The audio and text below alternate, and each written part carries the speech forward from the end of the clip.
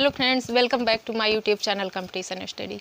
हम लोग कल की क्लास में क्या किए थे, अभिप्रेरणा यानी मोटिवेशन। मोटिवेशन क्या है, कहाँ से आया है, कितने प्रकार का होता है, उसको पढ़े थे, सीखे थे। और मोटिवेशन और नीड्स ये भी देखे थे कि मोटिवेशन के लिए नीड्स आवश्यक है, और यानी आवश्यकता के लिए अभिप्रेरणा और अभिप्रेरणा के लिए आवश्यकता, दोनों एक दूसरे के साथ साथ चलते हैं। तो अब आगे हम आज पढ़ने वाले थे अभिप्रेरणा के सिद्धांत, मोटिवेशन के थ्योरीज पढ़ेंगे। तो मोटिवेशन की थ्योरी क्या है, इसमें अब्राहम मैस्लो ने दी है थ्योरी, जिसका नाम है हायरार्की ऑफ नीड्स, यानी बढ़ते क्रम में आवश्यकता का बढ़ता क्रम बताया है इन्होंने। हायरार्की, किसी बढ़ते हुए क्रम को हायरार्की बोल देते हैं। तो अब्राहम मैस्लो ने हायरार्की दी है, हायरार्की ऑफ नीड्स। इसमें 5 टर्म्स दिए हैं, 5 नीड्स दी हैं। वो क्या है, पहली है शारीरिक आवश्यकताएं। शारीरिक आवश्यकताएं यानी शारीरिक आवश्यकताओं को कैसे क्या क्या सम्मिलित है।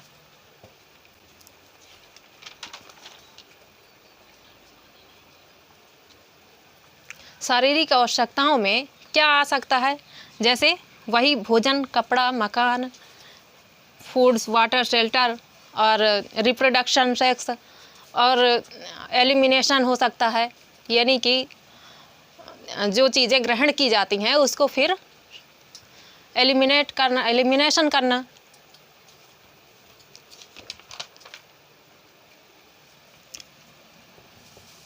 मलमूत्र त्याग करना, यानी कि एलिमिनेशन करना हो गया। और रेस्ट, आराम भी बहुत ज़रूरी है।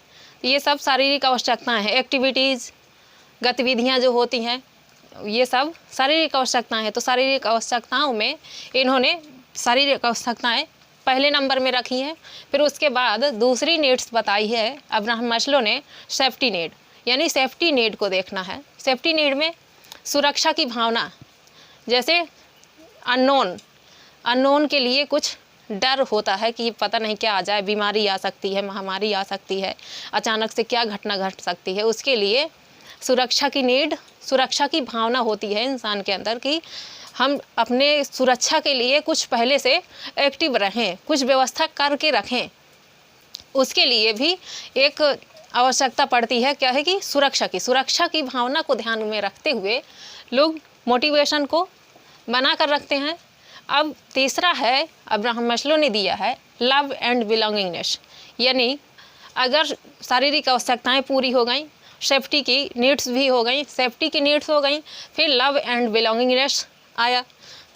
शारीरिक आवश्यकताएं, सेफ्टी की व्यवस्था हो गई, तो फिर लोग लव को देखते हैं, यानी प्रेम भावना भी ज़रूरी है। प्रेम भावना में लव एंड बिलोंगिंगनेस में वाटसन क्या कहते हैं, वाटसन के अनुसार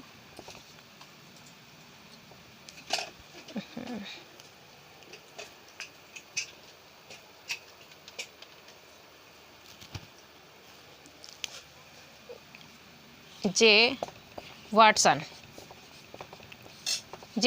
ने लव एंड बिलोंगिंगनेस में क्या बताया है, फाल से बताया है कि क्या क्या इसके अंतर्गत आ सकता है। फाल मीन्स फियर आ गया, भय, और एंगर, वहीं पर लव। फियर, एंगर और लव, इसमें 3 चीज़ों को सम्मिलित किए हैं वाटसन ने बताया है लव एंड बिलोंगिंगनेस के लिए कि फाल सम्मिलित है इसमें, फियर, एंगर, लव, यानी प्रेम, क्रोध और भय तीनों साथ में रहते हैं। तो अब अगला है एस्टीम नीड्स। एस्टीम नीड्स में क्या है, अब्राहम मैस्लो ने एस्टीम नीड्स में बताया है कि एस्टीम नीड्स यानी कि स्व की भावना होती है कि मैं कौन हूँ, हु एम आई, मेरा क्या अस्तित्व है।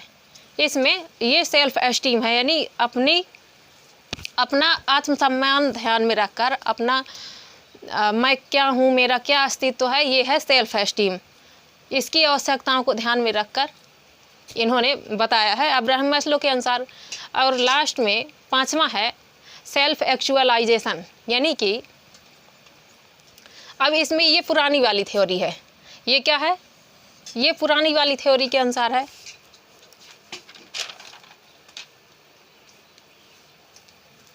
अच्छा सॉरी, ये नई थ्योरी में है सेल्फ एक्चुअलाइजेशन, यानी कि सेल्फ एक्चुअलाइजेशन में भी होता है कि मेरा अस्तित्व क्या है, मैं कौन हूँ, अहम की भावना होती है, मेरा भी कुछ अस्तित्व है। ये होता है सेल्फ एक्चुअलाइजेशन की अपना अस्तित्व ध्यान में रखते हैं। वहीं पर अगला पुरानी वाली थ्योरी में क्या है, एस्थेटिक नीड्स आती है। एस्थेटिक नीड्स में कौन कौन सी आवश्यकताएं शामिल हैं, इसमें शामिल है सौंदर्य, यानी कि इसका नाम ही होता है एस्थेटिक नीड्स का कि सौंदर्य की आवश्यकताएं। इसमें पेंटिंग आ सकती है, पेंटिंग लोग करते हैं, पेंटिंग है, डांसिंग है, ये सब क्या हुई एस्थेटिक नीड्स, यानी कि सौंदर्य को बढ़ाने वाली चीज़ें हैं, सौंदर्य को बढ़ाने की आवश्यकताएं हैं ये, तो इसमें आ गई एस्थेटिक नीड्स में। और लास्ट है कॉग्निटिव नीड्स। कॉग्निटिव नीड्स में क्या शामिल हो जाएगा, यानी कि संज्ञान से संबंधित चीज़ें। संज्ञान में एक्सप्लोरेशन हो सकता है, यानी कि क्या संसर्ग किया जा रहा है, क्या खोज की जा रही है, अन्वेषण है, और क्यूरियोसिटी जिज्ञासा होती है किसी चीज़ को समझने के लिए, ये भी संज्ञान से आती है। जिज्ञासा कहे से रिलेटेड है, कॉग्निटिव नीड्स से संबंधित है, तो ये कॉग्निटिव नीड्स हो गई। इस तरह से अब्राहम मैस्लो ने अभिप्रेरणा के सिद्धांत में ये पांच प्रकार ये नई वाली में है, और पुरानी वाली को अगर ऐड कर देंगे तो टोटल 6 नीड्स हो गई। 6 नीड बताई हैं अब्राहम मैस्लो ने। तो गाइस आशा करती हूँ कि ये क्लास समझ में आई होगी। अच्छी लगी हो क्लास तो लाइक करें, शेयर करें, कमेंट करें और चैनल को सब्सक्राइब करें। Thank you so much.